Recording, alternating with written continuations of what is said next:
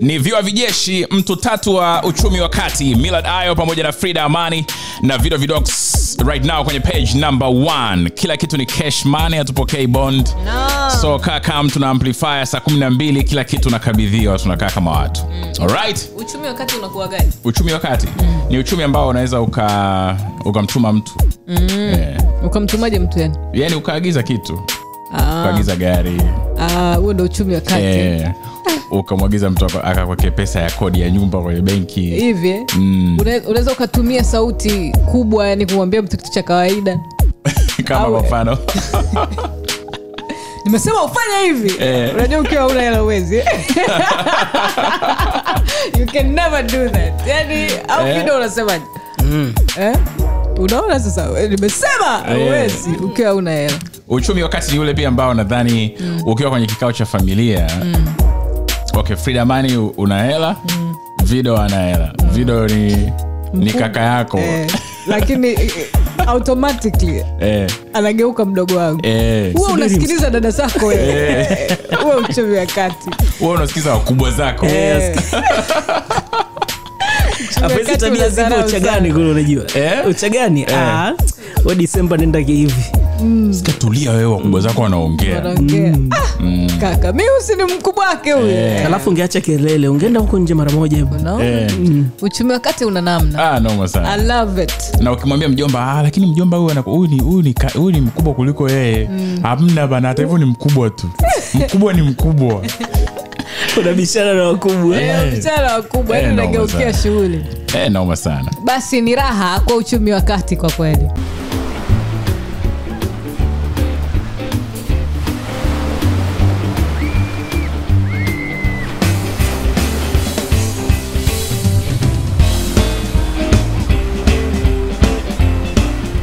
Bana, jana wakati nawapa story ya Baba Levo alizungumza kuhusiana na issue ya Juma Nature. Wakati anaongelea watu wa kuwashukuru waliowahi kumsaidia kwenye maisha, na akasema Juma Nature ni miongoni mwa watu wa kwanza kuweza kumuingiza kwenye kumtambulisha kwenye game kwa hapa mjini, na hasa alivyomweka kwenye kundi la MTMK wanaume. Sasa Nature mwenyewe tuko naye anashare na sisi story ya namna ambavyo alimchukua Baba Levo Kigoma, lakini pia kipindi hicho alimkuta yeye na Chege wakiwa wanapambana kimuziki. Hapo mimi nimekutana naye Kigoma, alikuwa anaitwa OBD. Zamani sana, muda mrefu. Yeye kule alikuwa anashindana na Chege kwa sababu ndio walikuwa wakubwa kule Dodoma. Sasa kipindi hicho mimi tayari nishatoka Kigoma. Kipindi hicho mimi nimetoka nikaenda kule kufanya show. Muda mrefu sana zamani. Hata jina lenyewe liko sio hivyo. Lakini nilienda kule nikamkuta Baba Levo ndio wasanii wakubwa kule na Chege. Na mimi kipindi kile ni leader. Sasa mimi nilikuwa mtu yoyote ule na mkubali angalau anajua tu. Mradi ningeshajua unajua. Kwa hiyo niko lazima kuwa nawe karibu ili tutoboe tuendelee na maisha mengine ya mbeleni. Sasa kipindi kile mimi niko juu. Mimi nilikuwa mtu mmoja ambaye namkubali mtu yoyote anayeweza. Mradi tu nijue anaendana na itikadi zangu. Okay, ndio ukamleta Baba Levo sasa. Lakini Chege alianza kutoka mapema. Chege kaanza kuja huko mapema. Unajua Chege huko alishaikuwa mama yake mwenyewe ndio Mungu amlaze mapema. Alikuwa pia anakaa huko Mbagala kabisa huko na nyumba kajenga huko. Kwa hiyo Chege yeye alikuja mapema sana kwa sababu ndugu zake wengi sana walikuwa Kariakoo. Wakina Midi kipindi hicho na wakawa na kikundi. Watu watatu, watu wanne kama sikosei, kina Tumbo, Dede, Chege mwenyewe na mjezi mmoja hivi kwa South Africa. Huku kwetu sisi alipokuja unajua uzuri wa kundi bana. Huku likopo kundi alimbani mtu. Na ndio maana ulikuwa unaona kama ukaona mtu kama Dolo anaweza kufanya ngoma peke yake. Ukiangalia labda inspector anafanya mwenyewe, lakini kundi wote TMK alisa. Ukiangalia wako watu wengi mle walikuwa wanafanya peke yake. Hata mimi pia vile nilikuwa na uwezo wa kufanya mwenyewe. Kwa hiyo tulikuwa tunaishi katika hiyo system. Mmesikia hiyo ni safari ya Baba Levo na Chege kuja kwenye ile TMK wanaume. Sasa hii imeanzia kwenye kumuuliza wakati aliposhare video kwenye Instagram kwamba akachezea kichapo cha wale Sungusungu. Walizishirikishi wale usiku. Na sio kichapo tu, bali amechukuliwa na Vitu. Umeelewa, shabio Vitu katika studio yake. Na anasema kwa mtaa ambao yeye yupo ambao ni mtaa wake, imekuwa sio tabia ya leo wala jana. Hao watu wamekuwa kiwafanyia hivyo watu wengine wengi, kwa sababu walishaenda kwenye kijiwe akakuta watu wanalalamika. Sasa wengine wakawa hawana sauti.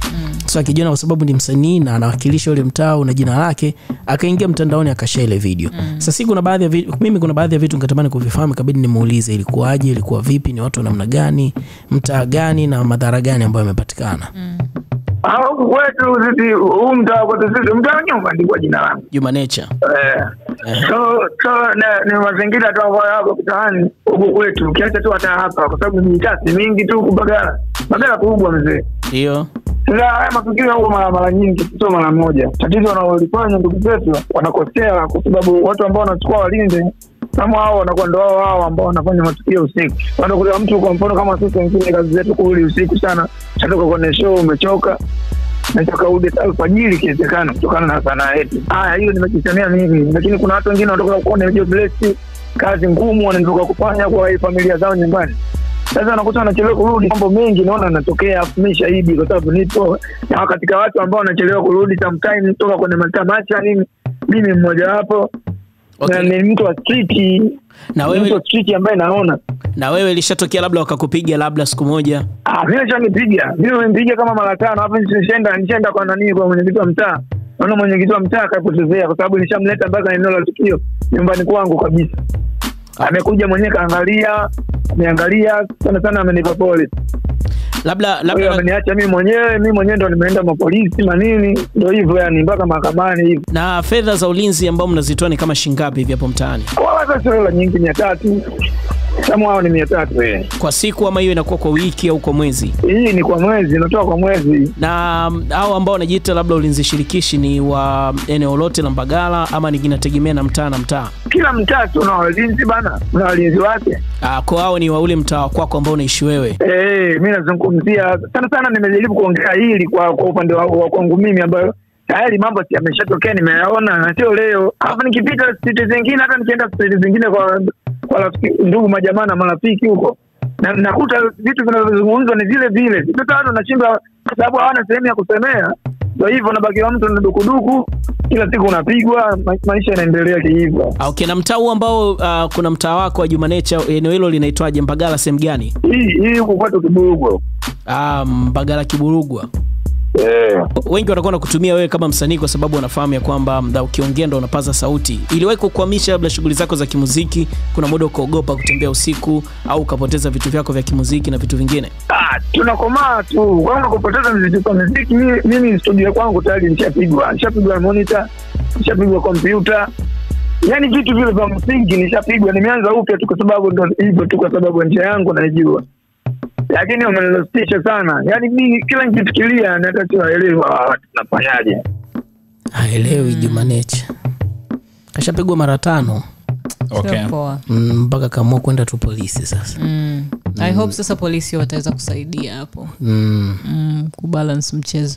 Yaani hivi sungusungu inakuwa ni vijana wa mtaani, si ndio? Of course. Ambao serikali ya mtaa inawatafuta ili wahusike kusaidia kwenye swala la ulinzi. Wao ambao wako mtaani kwako pale ushakuulizaga au unalipaga la ulinzi? Unalipa shilingi ngapi? 1000 kwa mwezi. Basi mimi natoa hela nyingi. Kwa nini? Manager mwenyewe kashangaza akasema natoa 300. Mimi natoa 1500 kama sikosei. Nadhani inategemea na mtaa unaoishi. So labda mtaa wako ni kidogo. Sio kweli. Mtu mzito vidonga. No, so 1000 ni 10000 ni sameni. Nimechanganya mambo jamani. Alivyosema 300 ndo aliponitoa. Ni shilingi 10000. Nilikuwa najaribu kuangalia na ninachokilipa kingine. Sasa mimi naweza kuta labda sijalipa miezi 2-3 alikuja wakanikosa kwa akinitafuta nalipa labda hizo za miezi 3 mingapi ni nyingi 30 ngapi? Ni shilingi 10000 nimekumbuka vizuri. Hii ni system ambayo inasaidia kama ikifanyika vizuri. Of course. Na mimi kwa mfano nishawahi kupita sehemu nikakuta sungusungu. Na nikatamani isingekuwa hivyo. Yani isingekuwa katika mazingira ambayo nimewakuta. Kwanza barabara walikuwa wameifunga kwa mti. Wameizuia kwa mti. Kwa hiyo gari hauwezi kupita mpaka ule mti utolewe. So ni mti ambao hauko rasmi. Lakini pia nilikuta barabara hamna mtu kulia na kushoto, hamna mtu. Kuna mti tu katikati. Pap. Kwa lazima usimame. Niliposimama ndo wakajitokeza jamaa huko mmoja na mmoja huko. lazima uogope hapo. Yes, na hawajavaa uniform, hawana reflector. Ushanielewa? Ameshika fimbo. Ni usiku. Karibia ilikuwa kama saa 9 hivi. Naenda kumshusha mtu kwake. So katika hali ya kawaida unajuaga usiku ndo uhalifu mwingi unafanyika. Watu wengine wanajihami. So unaweza kumuona mtu ametoka vile na fimbo anakuja. Uwezo kazania hata ni mwizi au nini. Yes. Lakini pia kwa mfano hata kwa sababu nilifungua kioo ili yule mwenyeji wao ndo aongee nao. Sasa mimi sikai kule. Ili wamtambue. Lakini hata alipoongea na yule mwenyeji wake kule hakuwa na majibu mazuri. Hakujitambulisha vizuri pia. Unaelewa? So nikatamani hivi vitu vingekuwa vinafanyika. Unajua Sungusungu wanasaidia. Kama wanafanya kazi proper, wanasaidia. Lakini kama hawafanyi kazi proper, wanakuwa hawasaidii. Kwa sababu walianza kugombana na yule mwenyeji. Akaanza kwa mind akasema kwanza wewe kama Sungusungu ndio utakuwa uje ujitambulishe vizuri kwa wewe ni nani. Tumekukuta barabarani sasa hivi usiku, umeweka gogo, umeweka mti. Ulitakuwa kuja ujitambulishe kwamba wewe ni nani. So alikuja kwenye gari akaanza kumuuliza unaenda wapi? Ndio swali lao pengo. Unaelekea wapi? Yes, unaelekea wapi? Na sidhani hata kama uoga wanajua simu zote. Hawajui. Mfano, mimi kuna mtu alikuwa anakujaga kwangu. Akija kwangu, akifika pale sasa akaanaona wamkagui, akanadanganya anataja jina lolote. Anaweza kumuuliza unaenda wapi? Naenda kwa Frida Amani. Okay, sawa pita. Frida Amani akai huko. Yule mtu aliyo mind kabisa. Akamwambia wewe unauliza mimi naenda wapi? Wewe ni nani? Yaani wewe ni nani unauliza mimi naenda wapi? Okay. Njoo kwa approach inayotakiwa. Hakuna ugomvi, hakuna mtu amefanya fujo, hakuna mtu amevunja sheria. Wewe fanya huduma yako na mimi nifanye ya kwangu. Kama umekuja kwangu ilibidi uniulize. Kwanza jamani habari za saizi ni salama? Salimia, hakuna ugomvi, hakuna mtu amefanya chochote kibaya. Watu wako kwenye pilika zao za kawaida. So alitakuwa kusalimia bana habari za saizi salama bana. Mimi ni Sungusungu, naitwa fulani, ndugu yangu karibu sana. Naona unapita kwenye huu mtaa. Tuna utaratibu tu wa kawaida wa kukagua na kufanya kuhakikisha usalama unakuwa mzuri kwa ajili yetu mimi na wewe. Ndugu yetu unakwenda wapi? Simple like that. Hiyo. Sasa alimind kidogo walikuwa washikane pale. Hivi wanatakiwa waanze saa ngapi? Wanaanzaga mara nyingi saa 4. Saa 4. Mara nyingi nategemea pia na mtaa. Mara nyingi kama mimi kule kwangu saa 3 saa 4 hivi. Wanakuwa wako pale. Kikubwa mimi ambacho ningependa kwenye Sungusungu wawe na uniform. Lazima kuwe kuna uniform. Hiyo la muhimu sana. Huwezi kukutana na watu ambao wamebeba fimbo. Ushanielewa? Wamevaa kikawaida. Alafu wakataka ujitambulishe, wakataka wewe wape utambulisho wako. Kwa sababu wakati mwingine anaweza kawa ni mwizi. Wewe si wanaweza kutumia hizo njia. Na ndio ambazo wanazifanya pia. Ndio anachongea Juma Nature. So wawe na uniform na ijulikane kama kuna zile barrier za barabarani ziwe ni barrier rasmi. Sio kuweka mti. Kwa sababu hata mti mwizi anaweza kaeka mti vile vile. Anaweza kaeka gogo, anaweza kaeka mawe. Umeshanielewa? Kuwe kuna zile barriers na reflector proper kabisa. Kama hata ni kuchangisha kwenye mitani bora wachangishe. Tuwe tunajua au watu wanajua kwamba wanakuwa wako kwenye ulinzi ambao uko rasmi. Unaona Kwenye kiti sasa hapo mabalozi, wajumbe, wale wote ambao wako kwenye serikali za mitaa nafikiri inawahusu. Na unajua watu wengi sometimes wanatoa hela kwa shughuli zao ndio hivyo. Hawashindi, hawakai kwa washiriki hata vikao sababu watu kusafiri. Unasafiri zako unarudi unakuta mtaa una utaratibu mwingine. Na pia mimi ambacho nilikiona siku zile ni kwamba yani hata approach. Yani sioni kama kuna haja ya approach ya kibabe ama ya kumuuliza mtu kama ameshakosea au umeshamtuhumu amekosea. Kwa sababu yani yule jamaa alimind mpaka kidogo alikuwa anataka kushuka washikane sasa. Ndio huyu mwingine huko nikafungua kioo nikamwambia vipi ndugu yangu hapa kuna nini? Vipi bwana uzuri jamaa anafuatilia miladayo na nini? Bwana karibu na nini? Ndio akazunguka akaenda akamtuliza yule jamaa kule akamwambia na hamna shida waachi waende. Tuko jamaa yako naye na hasira. Jamaa na hasira. Hakuogopa. Of course unajua vitu vingine. Unajua mtu usiku amechoka. Anaenda zake nyumbani kwake. Hajakosea mtu yoyote. Wewe ndio utakuwa ni kama hata polisi anapokuja kukusalimia, anapokuja kukukamata au kuzungumza na wewe. Anyway, hajaja kukukamata. Labda hata polisi akikusimamisha barabarani, jamani sasa hizi salama, kuna ukaguzi hapa tunafanya, naomba leseni yako na nini, umeshaelewa. Anajitambulisha, lakini yeye hahitaji kujitambulisha sana kwa sababu tayari ana uniform, unamwona huyu ni polisi. Idea ya uniform ni idea nzuri sana. Na vitambulisho, hata mtu anaweza kumtambua huyu ni fulani. Hata akija kuongelesha. Kweli ni kwa usiku ni inaogopesha. Kuna simamisho tu ghafla hivi. Afu tena umewekewa gogo. Kwani atuangalie movie sisi? Nani mimi?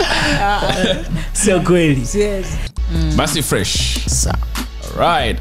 Ini Amplifier Clouds FM, Millard Ayo pamoja na Frida Amani na Vitu special mpaka 12 jioni. Kumbatie Clouds. Oh yes. Page number 2 coming up next.